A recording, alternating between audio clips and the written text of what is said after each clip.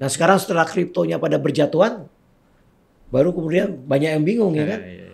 Oh ternyata nilainya nggak naik terus ya. Iya, iya, iya. Tapi bisa turun drastis juga Betul, iya, gitu kan. iya, iya. Nah Dan itu. nggak ada pihak yang bisa menstabilkan, Pak, gitu ya. Karena Nah nggak ada pihak yang bisa menstabilkan. Tidak ada central nggak ada banknya. central banknya gitu. Tidak ada central banknya.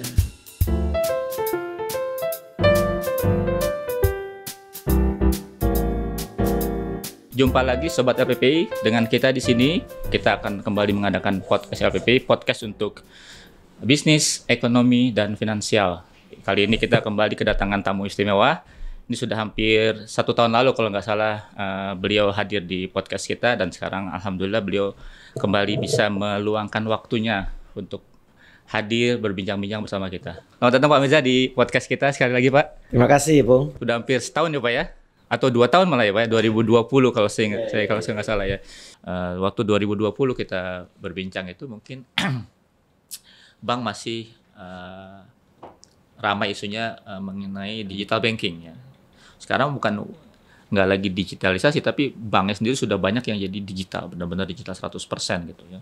Jadi persaingan nggak cuma dari layanan digitalnya, tapi dari memang bentuk banknya sendiri memang digital. Kita sudah bisa menyebut, dulu kita baru bisa nyebut Jenius atau Digibank dari DBS. Sekarang kita semua bank besar sudah memunculkan atau sudah mendirikan bank digital khusus. Ya. Terakhir Alobank gitu ya Pak. Nah, kira-kira peta persaingan ke depan nih di sektor keuangan mungkin dari kacamata Pak Mirza, tidak lagi antara konvensional dan syariah atau konvensional karya dan digital, tapi lebih jauh dari itu Pak, karena orang akan preferensinya akan berubah gitu Pak. Terus terang umur-umur seperti saya, generasi X gitu ya, saya kan mungkin Pak Mirza baby boomer. Kalau teman-teman yang milenial kan karena sudah melek digital, mereka kan prefer bank digital Pak. Kalau saya melihat ya ini kita masih di tahap belajar, masih di tahap euforia. Bank-bank besar ya di Indonesia sudah melakukan digitalisasi yang menurut saya ya cukup signifikan itu ya. Tapi capital market kemudian ingin melihatnya, ya kamu harus punya bank digital sendiri gitu ya kan. Kayaknya kalau nggak punya bank digital sendiri, bank-bank konvensional yang sudah go public itu dianggap belum digital gitu, ya. Sehingga value dari digitalnya itu harus dilihat dengan memiliki bank digital sendiri, ya kan. Sehingga kita lihat kemudian bank-bank besar kemudian membangun bank digital. Ya BCA, ya BRI, ya kan, BNI, ya kan, belum lagi yang punya ekosistem, ya kan, yang punya ekosistem apakah grup Gojek, ya dia punya bank Jago, ya kan, nanti grup Grab gitu ya, juga ada banknya sendiri, gitu kan. Tapi di lain pihak ya, untuk bisa survive ya, namanya bank ya, harus punya kredit, harus punya transaksi yang terjadi terus menerus. Kreditnya ada terus, karena kredit itu kemudian menghasilkan interest income, dan kreditnya itu balance-nya harus makin besar. Core bisnisnya adalah kredit Pak ya. Ya, core bisnisnya namanya bank itu adalah kredit sama transaction fee income. Tapi fee income yang terjadi terus. Bukan fee income yang terjadi sesekali. Kredit yang balance-nya harus makin besar, makin besar, makin besar. Bukan yang balance-nya ada habis itu turun. Ada lagi. Terus balance-nya tuh terus gitu. Sama kayak kalau kita bicara KPR ya. KPR kan orang ambil KPR habis itu kan menyicil. Kalau banknya nggak terus-terusan nyari KPR, kan balance-nya turun. Iya, terus interest income-nya hilang. Jadi bank itu harus terus-terusan mencari nasabah baru gitu. Nah, siapa yang punya nasabah? Bank besar. Jadi memang tantangan bagi bank digital adalah bagaimana mereka ya bisa mendapatkan nasabah dan nasabah itu bertransaksi terus, mengambil kredit terus dari bank digital tersebut. Bukan sesekali. Karena kalau tidak, yang menghidupi bank digital itu awal-awal ini kan investor. Investor kan akan bilang, oke, saya ngasih kamu permodalan sampai berapa lama? Kamu sedang membangun your ecosystem, oke, sampai berapa lama? Nantinya investor bilang kan, ya nantinya saya mau exit. Saya mau exit, ya kan kamu harus jadi profit. Sekarang kan pada belum profit gitu loh. Makanya saya bilang sekarang lagi tahap euforia lah terkait bank digital gitu. Tapi memang tidak bisa dipungkiri juga bahwa yang muda-muda gitu kan. Yang muda-muda kayaknya nggak keren kalau nggak punya rekening di bank digital. Tapi manajemen bank digital itu sangat paham bahwa ya milenial kan baru bekerja beberapa tahun ya kan. Ya uangnya juga belum banyak, ya kan? Terukur ininya, iya, uangnya, iya kan? DPK-nya terukur, ya kan? Jadi ya bagaimana ini? Kalau bank digital, bagaimana mereka bisa menarik yang balance depositnya itu terus makin besar, kebutuhan kreditnya makin besar. Nah itu. Nah negara ini perlu berapa banyak bank digital kan gitu? Berarti secara image ya Pak ya, bank digital emang nice to have ya Pak ya, apa orang-orang juga kayaknya gagah lah kalau untuk ini. Tapi secara bisnis belum tentu ya, kita lihat ya. Ya secara bisnis ya bukan market yang mudah ya, tapi tentu orang kan bicara ya 280 juta rakyat Indonesia ya kan, yang muda makin banyak gitu kan, ya kan. Jadi memang makanya kalau bank digital yang punya induk bank konvensional ya kan diharapkan kan ya ini nanti bisa terjadilah saling support gitu ya kan, bisa terjadi saling support ya kan, atau yang punya ekosistem ya kan, atau yang punya ekosistem. Tapi kembali lagi loh, ini bank itu harus bisa memupuk depositnya makin besar, kredit makin besar, kemudian ada transaksi fee income yang harus dilihat dari itunya ya Pak ya, sebuah bank itu ya. Iya. Kalau kita lihat kan kalau misalnya di pasar kan yang kalau sekarang kan kita lihat harga-harga saham bank digital ini sebelum pada berjatuhan ya. Setelah Fed rate menaikkan bunga secara signifikan, kan Fed lagi ngejar karena dianggap behind the curve Fednya, sehingga sekarang kan tiba-tiba sudah naikin 50 basis, mau naikin lagi 50 basis, berjatuhan lah.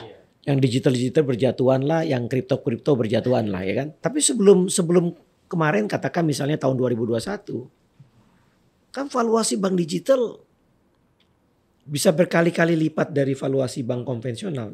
Jadi biasanya karena dulu saya analisis pasar modal. Jadi kalau bank itu biasanya kita ngukur dari price to book. PBV. PBV bank itu biasanya dari 1 kali PBV sampai 3 kali PBV. Ya. Bank digital itu kemarin nih sebelum pada harga jatuh itu bisa sampai 20 kali, 30 kali PBV. Udah abnormal. Iya.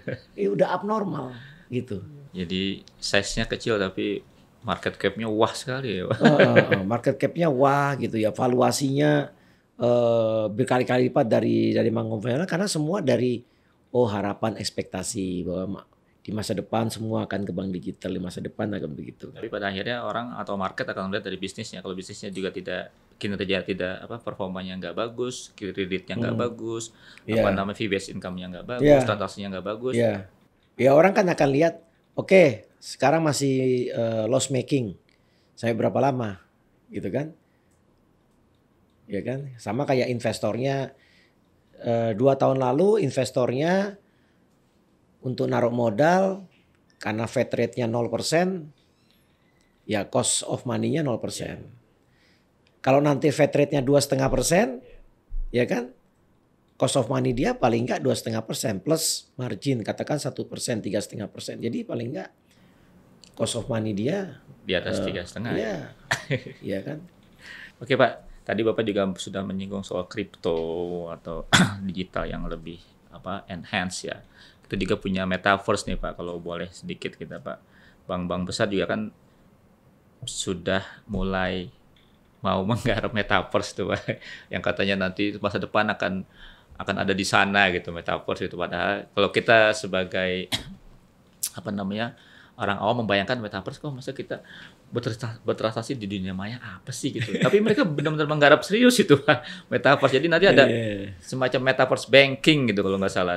Jadi bank-bank seperti Bank Mandiri, Bank BRI, BNI itu kayaknya sudah mulai itu membangun. BCA juga sudah mulai membangun metaverse itu. Ada lagi tuh Pak persaingan lain digital, kita mulai beranjak ke metaverse gitu. Nah, itu sebenarnya real nggak sih Pak? Sebenarnya digitalnya kita masih belum selesai ya, karena sekali lagi kita semua kalau bank ini berbicara bank adalah berbicara soal kinerja yang sebagai main core bisnisnya itu kredit, transaksional dan DPK. Nanti di metaverse apa ada minta kredit atau minta tabungan? Saya agak-agak sulit membayangkan tuh Pak. Metaverse itu. Saya juga sulit membayangkan. Tapi kalau nggak ikut tren itu kan dianggap ketinggalan gitu. Betul. Kan? Iya kan? Iya kan? Ya kalau sekarang saya melihatnya ya masih pada tahap di mana everybody is learning. Semua sedang belajar. Namanya ini juga ya kalau kita bicara bank as a business kan harus ngikutin tren juga, ya kan? Dan jangan lupa bahwa ya customer itu ya ada customer yang tadi generasi X, generasi ya kan, generasi baby boomers ya kan, tapi generasi mudanya ini walaupun sekarang uangnya belum banyak, tetapi kan 15 tahun lagi kan uangnya udah banyak gitu kan. Jadi memang ya ada segmentasi yang mau digarap, ya kan, ada segmen yang mau digarap, ya kan. Nah makanya kemudian bicara tentang metaverse, ya kan, bicara dengan metaverse. Memang saat ini saya rasa sih lebih kepada kegiatan promosi ya, kegiatan promosi bahwa nggak ketinggalan, brand awareness gitu kan. Karena kalau transaksi di metaverse itu bayarnya pakai apa? Pakai Bitcoin Pak. Ya, pakai kripto, ya kan, Pak. bayarnya pakai kripto. Sedangkan Indonesia sekarang kita masih belum mengakui pembayaran pakai kripto, walaupun kita tahu bahwa ada saja yang pihak-pihak yang mau menerima pembayaran pakai kripto, karena memang transaksi itu kan, saya mau beli kacamata ini, ya kan, dari Ipung, terus saya bayarnya pakai kopi ini. Sepakatan berarti Pak ya? Ipung setuju, oh iya kopi ini ada nilainya, boleh deh kacamata saya ambil, kopinya saya ambil ya gitu, ya kan. Nah itu yang kripto itu terjadinya seperti itu, ya kan, bahwa semakin banyak yang mau menerima kripto itu, dan jenisnya kripto itu ada puluhan, ratusan gitu kan. Nah sekarang setelah kriptonya pada berjatuhan, baru kemudian banyak yang bingung ya kan. Oh ternyata nilainya nggak naik terus ya, tapi bisa turun drastis juga. Betul, gitu kan. Nah, dan nggak ada pihak yang bisa menstabilkan Pak gitu ya. Nah nggak ada pihak yang bisa menstabilkan, tidak ada central banknya. Nggak ada central banknya. Gitu. Tidak ada central banknya gitu. Kalau mata uang sih masih bisa diintervensi ya. Kalau yang ini siapa yang intervensi supaya menyelamatkan nilai dari salah satu kripto itu Pak ya? Betul. Nah itu perlu perbincangan khusus juga untuk masalah kripto itu Pak. Oke Pak, mungkin ini saya mau sedikit bertanya soal OJK gitu Pak ya, kan nanti Bapak akan bertugas di sana sebagai wakil ketua Dewan Komisioner, tugasnya mungkin lebih pada etika keuangan di sektor keuangan, penerapan atau penegakan GCG gitu ya, hukum dan lain-lain. Nah, saya tertarik soal GCG nih Pak ya. Kan kita beberapa tahun terakhir nih banyak diganggu oleh fraud di industri keuangan gitu Pak ya. Ada banyak macam ya fraud, kecurangan tuh, dan ujung-ujungnya setelah ditelusuri ada pelanggaran dari tata kelola dan governance dari itu.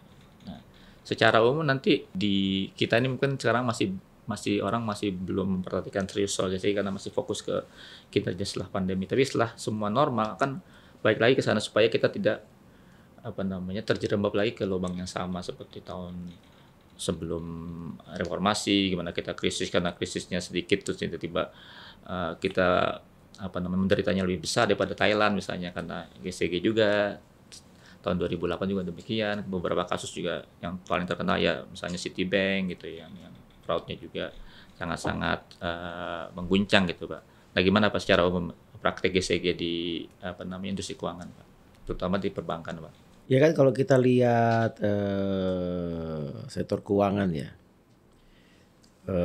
di Indonesia ini memang sektor keuangan itu perbankan jauh lebih besar dibandingkan sektor lain ya, pasar modal maupun asuransi, IKNB ya, asuransi, pegadaian, dana pensiun gitu kan. Perbankan itu pada waktu sebelum krisis 98 ya orang bilang bahwa ya pelanggaran terhadap batas maksimum pemberian kredit ya kan kepada grup sendiri, ambil deposit masyarakat, kemudian menyalurkan kredit pada grup sendiri gitu kan, namanya dipalsukan, nama-nama debiturnya dibuat nomini-nomini yang tapi ternyata sebenarnya alirannya kepada satu pihak gitu kan. Nah itu ditemukan pelanggaran itu. Nah kemudian terjadi pembenahan ya. Jadi dari periode tahun 99 pada waktu kemudian ada independensi bank sentral ya, dilakukan pembenahan terkait governance di perbankan. Makanya kemudian ada fit and proper. Proses fit and proper untuk pemilik bank, proses fit and proper buat komisaris bank, proses fit and proper buat direksi bank, gitu kan. Dan enforcementnya diberlakukan, ya kan. Kemudian bank-bank di Indonesia kemudian mengundang atau ya pada waktu krisis kemudian bank-bank asing masuk ke Indonesia. Itu juga bagian dari pada waktu mereka masuk, kemudian mereka juga melakukan pembenahan terkait governance GCG. Jadi memang kalau di perbankan kalau saya melihatnya bahwa pembenahan itu sudah terjadi cukup signifikan. Sudah terjadi cukup signifikan. Memang pada waktu itu masih ada yang ketinggalan Century. Yeah. Tapi kemudian kan Century-nya sudah berganti pemilik, ya kan? Sehingga ya sekarang diharapkan mudah-mudahan sudah jauh lebih baik, ya kan? Di IKNB, ya kan? Ini bukan walaupun dari size ekonomi itu kecil daripada perbankan, itu pun ya sekarang masih menjadi pekerjaan rumah untuk kita terus melakukan pembenahan, ya kan? Asuransi yang besar dimiliki oleh perusahaan-perusahaan global, ya kan? Perusahaan-perusahaan global. Mudah-mudahan di situ risk manajemennya sudah lebih baik, gitu, ya kan? Tapi ya masih ada ya asuransi yang masih perlu pembenahan terkait governance. Kompetisi di dunia asuransi luar biasa. Sehingga margin di bisnis asuransi umum itu kecil sekali. Sehingga ya ini menjadi tantangan, ya kan? Kemudian terjadi ya praktek penjualan unit link dan sebagainya yang bukan ditawarkan sebagai produk asuransi tapi ditawarkan sebagai produk investasi dengan janji-janji bahwa ini akan dapat return seperti return yang lalu. Ya, padahal harusnya harus dipasarkan sebagai produk asuransi. Ini asuransi, ada nilai investasinya. Tapi nilai investasinya ini bisa naik turun loh Bapak dan Ibu. Nilai investasinya ini harus dipotong dengan biaya asuransi loh. Iya. Ya kan? Itu harus. Kadang nasabah dapat infonya cuma yang baik-baik aja, yang wah-wah aja ya. Pada saat mereka mencairkan, kok tidak seperti yang dijanjikan. Betul, gitu. betul. Jadi itu memang perlu pembenahan. Di pasar modal, ya kita lihat apa yang terjadi di Jiwasraya, apa yang terjadi di Asabri. Linknya itu ada masalah governance di asuransi, ya ada masalah governance di pasar modal. Teman-teman di OJK sudah melakukan pembenahan, ya. Tapi tentu pembenahan itu tidak bisa berhenti. Kita harus terus continuous improvement, ya kan. Bahwa pada waktu asuransi Jiwasraya sama Asabri mereka membeli saham-saham gorengan, ya kan. Bagaimana nih? Bisa nggak kita mengurangi secara signifikan, ya terjadinya transaksi saham gorengan ini, ya kan. Konsorsium penggoreng saham ini, ya kan, orang ikut harga naik gitu kan, begitu totonya ditinggalin harganya jatuh gitu kan, bandarnya sudah ya kabur kan? duluan. Bandarnya sudah kabur duluan, itu kan, itu bisa nggak dilakukan?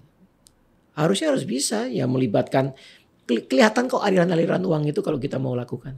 Ya mudah-mudahan nanti setelah Pak Mirza di sana, GCG terutama di EKNB ya akan lebih baik dan ya mendekati perbankan lah karena boleh dulu masih jauh ya Pak antara GCG di aturannya, terutama di aturannya, karena di perbankan kan sangat ketat ya Pak ya, dan sangat kelihatan. Ya memang perbankan kan sudah mengalami krisis besar pada waktu 98. Jadi reformasi di sektor perbankan itu sudah 20 tahun ini, ya kan? Tapi asuransi kan nggak perlu lewat krisis dulu Pak, harus. Iya, makanya ya sebenarnya apa yang terjadi di Jiwasraya Asabri itu menjadi wake up call lah ya bagi IKNB dan itu saya bilang jatuhnya kan karena ada portfolio pasar modal, ya kan. Jadi itu sangat interlink antara apa yang terjadi di pasar modal, apa yang terjadi di IKNB. Jadi kedua pengawasan di dua ini harus terus-menerus dilakukan perbaikan gitu. Sudah dilakukan perbaikan ya, tapi ya